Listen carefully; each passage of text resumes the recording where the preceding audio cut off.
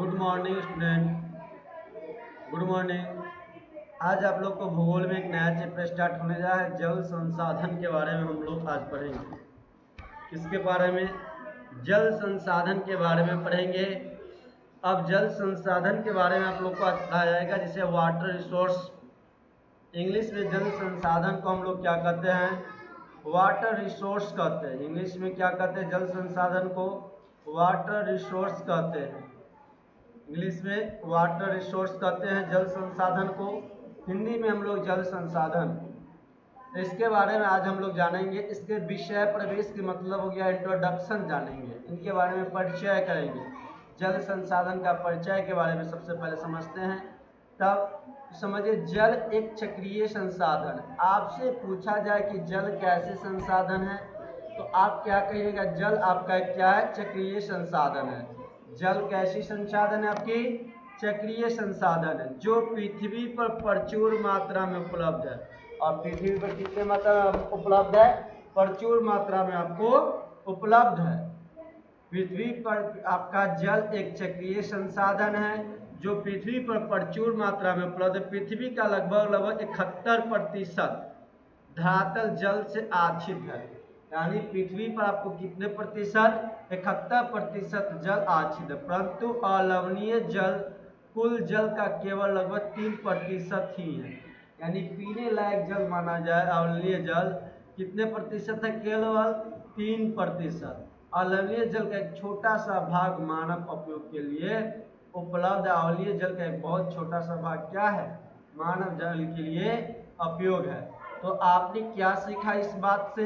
सीखा क्या कि आपका जल जो है क्या है? जल आपका एक चक्रीय संसाधन है। क्या है? चक्रीय संसाधन जल है। जल पृथ्वी पर कितना प्रतिशत? 71%। लेकिन पीने लायक कितना है? लगभग 3% है। पीने लायक कितना है? लगभग 3% पानी है। ठीक ना? टोटल जल आपके 71%, लेकिन पीने लायक कितना? 3% है। ये सब पृथ्वी पर बचे। अब इससे आगे चलिए चर्चा किया जाए। अब इससे आगे देखिए, अलवणीय जल की उपलब्धता के स्थान और समय के अनुसार भिन्न भिन्न है। और लवणीय जल की उपलब्धता का स्थान और समय के भिन्न के अनुसार देखिएगा तो भारत में विश्व के घातीय क्षेत्रफल लगभग कितना है? 2.45% है। जल संसाधनों का 4%, जनसंख्या का लगभग 16%। समझिएगा, यहाँ पे बात आपको समझना क्या है? समझना यही बात है आप लोग की कि अलवणीय जल की उपलब्धता का स्थान समय के अनुसार भिन्न भिन्न होते हैं। उपलब्धता का स्थान पे समय के हिसाब से सब जगह क्या होता है? आपका भिन्न भिन्न होता है। क्या होता है? भिन्न भिन्न होते हैं। तो भारत में विश्व के धरातलीय क्षेत्रफल का लगभग कितना? 2.45%। कितना है? 2.45%। धरातलीय क्षेत्रफल का लगभग कितना? धरातलीय क्षेत्रफल का लगभग 2.45%। और जल संसाधनों का 4%। और जनसंख्या का लगभग 16% पाया जाता है। यानी विश्व के धरातलीय क्षेत्रफल का लगभग भारत में चर्चा किया जाए, देखिए भारत में अलवणीय जल की चर्चा उपलब्धता के बात किया जाए तो विश्व के धरातलीय क्षेत्रफल के मात्र 2.45% है। ठीक ना? आज जल संसाधनों का कितना है? 4% है। जल संसाधनों का आपका कितना? 4%। और जनसंख्या का लगभग कितना प्रतिशत है? आपका 16% पाया जाता है। देश में एक वर्ष में वर्षण से प्राप्त कुल जल की लगभग कितना है? प्राप्त जल की कुल मात्रा लगभग 4000 घन मीटर है। कितना है आपका? लगभग 4000 घन मीटर है। धरातलीय जल और पुनः पूर्ति योग्य भूमिगत जल से 1869 घन किलोमीटर जल की उपलब्धता है। और कितना किलोमीटर घन की उपलब्धता? आपका 1869 घन किलोमीटर की जल की उपलब्धता। इसमें केवल 60% जल लाभदायक उपयोग किया जा सकता है। कितने प्रतिशत जल का? 60% जल का लाभदायक उपयोग किया जाता है। तो भारत में लिखना है तो आप लोग लिख सकते हैं कि भारत में लिखिएगा इस पैड को। भारत में विश्व भारतीय क्षेत्रफल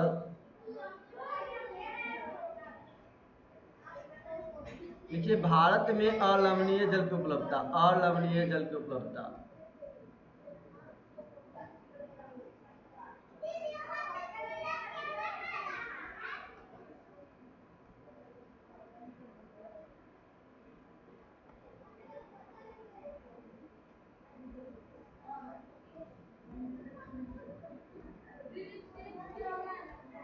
उपलब्धता, उपलब्धता देखिएगा जब भारत में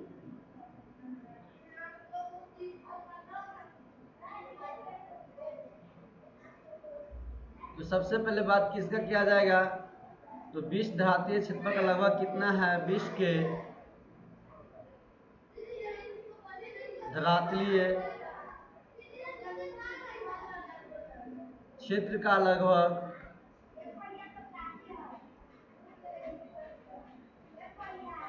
2.45% है। जल संसाधनों का 4%। जनसंख्या का लगभग 16%। जनसंख्या का लगभग 16% है। देश में एक वर्ष का प्राप्त कुल जनसंख्या का जल की मात्रा कितना, लगभग जल की मात्रा लगभग आपका हो जाएंगे, जल की मात्रा कितना हो गया आपका, जल का मात्रा 4000 घन किलोमीटर। धरातीय जल पुनः भूमिगत से 1869 किलोमीटर जल की उपलब्धता है।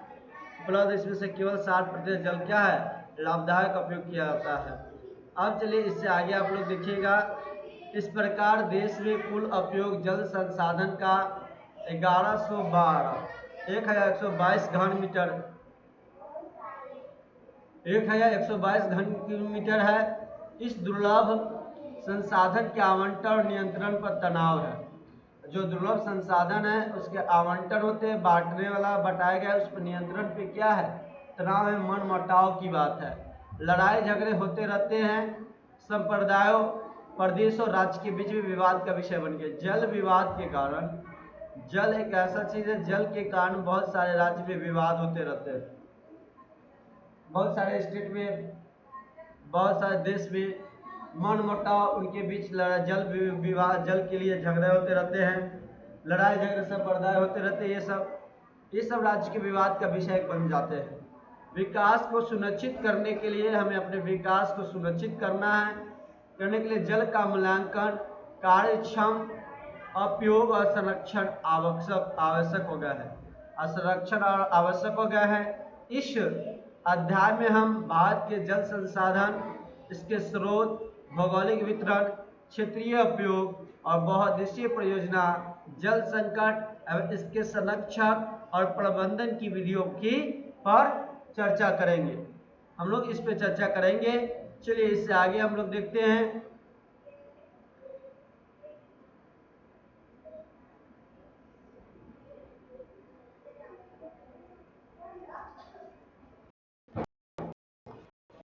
हम लोग इस वीडियो क्या पढ़ेंगे, भारत के स्रोत के बारे में पढ़ेंगे। भारत के जल स्रोत, भारत के जल स्रोत के बारे में पढ़ेंगे, जिसे हम कहते हैं source of water in India. Source of water in India. तो भारत के जल स्रोत के बारे में देखिएगा। तो यहाँ पे जल स्रोत के बारे में क्या है, ध्यान से देखिए आप लोग। तो भारत के जल स्रोत के बारे में ध्यान से देखने के लिए सबसे पहले देखिएगा, पृथ्वी पर जल का मुख्य स्रोत क्या होता है, तो वर्षण है आपका। पृथ्वी पर जल का मुख्य स्रोत वर्षा है आपका, ठीक ना। वर्षण यानी वर्षा और हिमपात के रूप में होता है। वर्षण जो होता है आपको किस रूप में होता है, तो वर्षा के रूप में होगा, नहीं तो हिमपात के रूप में होगा। तो वर्षण जो आपके होंगे किस रूप में होंगे, वर्षण आपके वर्षा के रूप में होगा, नहीं तो किस रूप में, हिमपात के रूप में होगा, ठीक ना। इस दो रूप में आपका क्या होता है, होंगे। जल का कुछ भाग वाष्पीकरण के द्वारा, जल का जो भाग कुछ होता है वाष्पीकरण के द्वारा, जल जब वाष्पीकरण करेंगे आपका, तो कहाँ जाके मिल जाएंगे? वाष्पीकरण होने के बाद आपको, वाष्पीकरण होने के बाद वायुमंडल में विलीन हो जाएंगे। कहाँ पे? वायुमंडल में विलीन हो जाते हैं। कहाँ पे विलीन हो जाएंगे? वायुमंडल में विलीन हो जाते हैं। इसका बहुत बड़ा भाग धरातलीय जल के रूप में बह जाता है। बहुत बड़ा भाग कहाँ पे बह जाता है? धरातलीय जल के रूप में बह जाते हैं। शेष जल रिस कर भूमि के में समा, और जो शेष बचा हुआ जल अंदर समा जाता है, जमीन के अंदर, भूमि के अंदर समा जाते हैं। कहाँ समा जाते हैं? भूमि के अंदर समा जाते हैं। इसे हम भूमिगत या भौम जल कहते हैं। भूमिगत या भौम जल कहते हैं। इस तरह से आपका ये क्वेश्चन था आप लोग का। ये आगे अब हम लोग इसमें भूगोल में हम लोग देखते हैं। चलिए आगे देखिए, धरातल पे जल, पोखरों, तालाब। अब धरातल पे आपका जल, पोखर, तालाब, नदियों और जलसायों में पाया जाता है। जो धरातल पर जल आपका है किसमें? पोखरों में, तालाबों में, नदियों में और जलसायों में पाया जाता है। कहाँ पे पाया जाता है? जलसायों में पाया जाता है। नदियाँ आपका धरातलीय जल के प्रमुख स्रोत होते हैं। जो नदी आपका होते हैं ये धरातलीय जल का क्या होता है? आपका प्रमुख स्रोत होते हैं। क्या होते हैं? यह प्रमुख स्रोत होते हैं। भारत में जल की प्राप्ति मुख्य दो स्रोत है। अब भारत में देखिए धरातल पे ये जो जल है, या तो जल कहाँ कहाँ मिलेंगे हमें? जल आपको मिल सकते हैं या तो पोखर में मिलेंगे, पोखर में मिलेंगे आपको जल, नहीं तो कहाँ पे मिलेंगे? जल तालाब में मिलेंगे आपको, नहीं तो नदी में, नहीं तो जलसाय में पाए जाते हैं। कहाँ पे? जलसाय में। तो आपको जल कहाँ कहाँ मिल सकता है धरातल पर? धरातल पे ये जमीन पे आपको जल, पृथ्वी पे आपको जल कहाँ मिलेंगे? या तो पोखर में मिलेंगे, तालाब में मिलेंगे, नदी में मिलेंगे, नहीं तो जहाँ पे जलसाय होगा वहाँ पे मिलेंगे आपको। नदियाँ धरातलीय जल के प्रमुख स्रोत है। जो धरातलीय होते हैं जल, वो नदी सबसे बड़ा प्रमुख स्रोत होता है। भारत में जल की प्राप्ति के लिए दो मुख्य स्रोत है, एक धरातलीय जल, एक भूमिगत जल। यानी हमारे कितने जल प्राप्ति के कितने मुख्य स्रोत हो गए? दो हो गए। कितने हो गए? दो। तो भारत में जल को दो प्रकार से प्राप्त कर सकते हैं। भारत में जल प्राप्ति के लिए कितने प्रकार के जल प्राप्त कर सकते हैं? जल प्राप्ति के लिए तो दो प्रकार से। कितने प्रकार से? दो प्रकार से। पहला आपका क्या हो जाएगा? धरातलीय जल, धरातलीय जल, धरातलीय जल। और दूसरा आपका क्या हो जाएगा? दूसरा आपका हो जाएगा भूमिगत जल, भूमिगत जल। तो इस बात को आप लोग को यहाँ तक समझ आ चुके होंगे। तो धरातलीय, भारत में जल की प्राप्ति आपको धरातलीय जल से होंगे, नहीं तो भूमिगत जल से होगा। अब चलिए इससे आगे देखिएगा आप लोग। अब इससे आगे पहला हम लोग समझते हैं धरातलीय जल के बारे में। किसके बारे में समझेंगे? धरातलीय जल के बारे में समझेंगे। तो धरातलीय जल के बारे में समझिए। भारत में धरातल को जल मानसूनी वर्षा से प्राप्त होता है।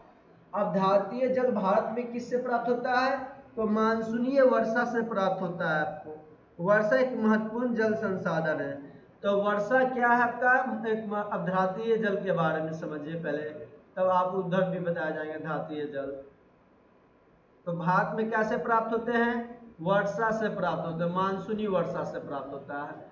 आपको भारत में धरातलीय जल किससे प्राप्त होते हैं? तो मानसूनी वर्षा से प्राप्त होते हैं। किससे? मानसूनी वर्षा से प्राप्त होते हैं आपको भारत में। और वर्षा एक महत्वपूर्ण जल संसाधन, इसे नदी, जलसायों, नहरों आदि को नहरों को जल की पूर्ति होती है। इसी से धरातलीय जल से जब वर्षा होती है, वर्षा होने से नदियों में, जलसाय में, नहरों आदि को जल की पूर्ति होती है। देश की औसत वार्षिक जल कितना होता है? वर्षा की जब बात किया जाए वर्षा के, तो वर्षा के बारे में समझिएगा। वर्षा एक आपका महत्वपूर्ण जल संसाधन है, जल संसाधन है।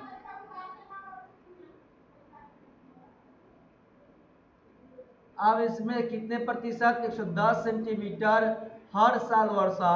लगभग कितने वर्षा होती है? 110 औसत वार्षिक होती है। ये आपसे औसत वार्षिक पूछा जा सकता है, एग्जाम में पूछे जाते हैं, हमेशा इस बात को ध्यान रखिएगा। लगभग 110 सेंटीमीटर औसत वार्षिक वर्षा होती है। कितनी होती है? देश में औसत वार्षिक लगभग आपका 110 सेंटीमीटर होती है। और देश के 10% में भाग में 200 सेंटीमीटर से अधिक होते हैं। और देश में जो बात किया जा रहा है, आप लोग ध्यान रखिएगा, देश में अपने देश में कितना, देश के 10% ऐसे भाग है, देश के 10% भाग में 200 से 300 सेंटीमीटर, 200 से अधिक वर्षा होती है, 200 सेंटीमीटर से अधिक। तो कितने प्रतिशत देश के 10% भाग पे कितना पर देश के 10% भाग पर 200 सेंटीमीटर से अधिक वर्षा होती है। और 33% भाग पे, देश के 33% भाग पे आपका बात किया जाए तो 75 सेंटीमीटर तक की वर्षा होती है, 75 तक सेंटीमीटर की वर्षा होती है। और देश में कितना घन किलोमीटर, तो 3700 बिलियन घन मीटर जल के बराबर है। कितने में जल के बराबर है? तो 3700 बिलियन घन मीटर जल के बराबर है, मीटर के बराबर। तो आपने धारातीय जल क्या सीखा? धारातीय जल में कि भारत में धारातीय जल मानसूनी वर्षा से प्राप्त कर सकते हैं। वर्षा एक आपका महत्वपूर्ण संसाधन हुआ, इसे नदी, जलाशयों, नहरों आदि को प्राप्त जल की पूर्ति होती है। देश में औसत वार्षिक लगभग कितना होता है? तो 110 सेंटीमीटर लगभग होते हैं। और देश में 10% ऐसा भाग है जहाँ पर 200 सेंटीमीटर से अधिक होते हैं। देश में 33% ऐसा भाग है जहाँ पे आपको कितना वर्षा होता है? 75 सेंटीमीटर से कम होते हैं, और जो लगभग 3700 बिलियन घन मीटर जल के बराबर है। अब चलिए दूसरा बात को हम लोग जानते हैं। दूसरा समझिएगा, धरातल जल का पोखर, तालाब, नदियों, जलाशय में पाए जाते हैं। अब धरातल पर आपको जल, पोखर और कहाँ पाए जाते हैं? आपको जलाशयों में पाए जाते हैं। ये तो आपको बताया गया है, 2 प्रकार के होते हैं, ये तो बताया गया थे आप लोगों को। इससे आगे देखिएगा, अब यहाँ पे आप समझिएगा,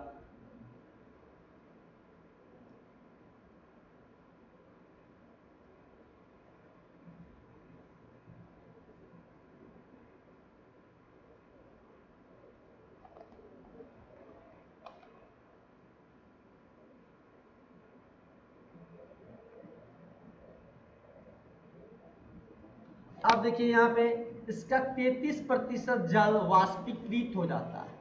33% जल क्या हो जाता है? वाष्पीकृत हो जाता है, वाष्पन हो जाता है। अब 45% जल कहाँ चले जाते हैं? जलाशय में। मान लीजिए 100% जल था, उसका लगभग कितना 33% आपका क्या हो जाएगा? 33% जल आपका वाष्पीकृत हो जाते हैं। वाष्पीकृत हुआ 100% जल है, ठीक ना? जल कितना है? 100%, जिसमें वाष्पीकृत कितना हो गया आपका? 33%। कितना? 33%। और 33% हुआ। और जलाशय में कितना? जलाशय में आपका गया 45%। 45%। तथा शेष का अब जितना बचा ना, 45, 43, 88, कितना बचा? 98, 78, 78%। 22 का शेष 22% जल आपका कौन? भूमि के द्वारा सोख लेता है। तो भूमि के द्वारा सोख लिया गया कितना? भूमि के द्वारा सोख लिया, सोखा लिया। तो शेष आपका 22%। 22% क्या होता है आपको? 22% भूमि के द्वारा सोख लिया जाता है। 33% जल आपका वाष्पीकृत हो जाते हैं। और जलाशय में कितना प्रतिशत जमा हो जाता है? तो 45% जलाशय में जमा हो जाते हैं। अब बात आ गई यहाँ तक आपको, अनुमानतः देश में कुल जल संसाधन आपका कितना? तो 16.7 करोड़ हेक्टेयर मीटर है। यानी देश में कुल जल संसाधन की बात किया जाए तो हम लोगों का कितना है कुल जनसंख्या? जल संसाधन 16.7 करोड़ हेक्टेयर मीटर है, 7 करोड़ हेक्टेयर। इसमें से केवल 6.6 करोड़ हेक्टेयर जल का उपयोग आवश्यक तथा अनुकूल कृषि आदि कार्यों में किया जाता है। 16.7 में से हमारे देश में कुल जन संसाधन कितना है? तो हमारे देश में कुल जन संसाधन की बात किया जाए तो भारत में कुल जन संसाधन कितना है? 16 भारत में कुल जन संसाधन, जल संसाधन कितना है आपका? 16.7 किलोमीटर, 16.7 करोड़ किलोमीटर है, यही ना है? करोड़ किलोमीटर। जब इतना है करोड़ किलोमीटर, हेक्टेयर मीटर है, करोड़ मीटर नहीं, हेक्टेयर मीटर है, 16 हेक्टेयर मीटर। इसमें से कितना 6.6 करोड़ हेक्टेयर मीटर को हम लोग किस रूप में प्रयोग करते हैं? कृषि कार्य के लिए प्रयोग किया जाता है। इसका प्रयोग किस कार्य के लिए? आपको कृषि कार्य के लिए किया जाता है। तो भारत में कुल जल संसाधन आपका 16.7 करोड़ हेक्टेयर मीटर, जिसमें से 6.6 करोड़ हेक्टेयर मीटर हम लोग कृषि कार्य के लिए उपयोग करते हैं। किसके कार्य के लिए? कृषि कार्य के लिए। अब जल का उपयोग होते हैं कृषि आदि कार्य के लिए। इतना ही जल हमारे लिए संसाधन है, इतना ही जल हमारे लिए कितना है? जल संसाधन है। अब इससे आगे आप लोग देखिएगा। चलिए, भारत में मानसूनी वर्षा अनियमित होती है। जो मानसूनी वर्षा होती है वो क्या होती है? अनियमित होती है, अनिश्चित होती है, असमान किरणा अब क्या होती है? असमान वितरण वाली होती है। देश के जिन भूभागों में वर्षा नहीं है या कम होती है वहाँ का भूमिगत जल स्तर नीचे में जल खारा होता है। यानी जहाँ पे वर्षा या नहीं या कम होती है वहाँ पर भूमिगत जल का स्तर क्या होता है? नीचा होता है, जल खारा होता है। उदाहरण के लिए राजस्थान में कई स्थान पर कुएं खोदे गए हैं जिनका जल इतना खारा निकला है कि सिंचाई में काम भी नहीं लाया जा सकता। राजस्थान में बहुत जगह कुआं खोना गया है लेकिन उनमें इतना पानी खारा निकलता है कि उसका हम प्रयोग सिंचाई में भी नहीं कर सकते। अब चलिए इसके बाद आप लोग दूसरा देखिएगा। दूसरा कल बताए जाएंगे आप लोगों को। यदि वीडियो अच्छा लगा होगा तो आप लोग लाइक कीजिएगा, कमेंट कीजिएगा। अभी तक जो नए स्टूडेंट देख रहे होंगे अभी तक चैनल को सब्सक्राइब नहीं किया तो आप लोग जरूर चैनल को एक बार सब्सक्राइब कर दीजिए, बेल आइकन बटन को जरूर दबा दीजिएगा, जिससे वीडियो जैसे अपलोड किया जाएगा कोई नोटिफिकेशन आप लोगों के पास बहुत जल्दी पहुंच जाएंगे।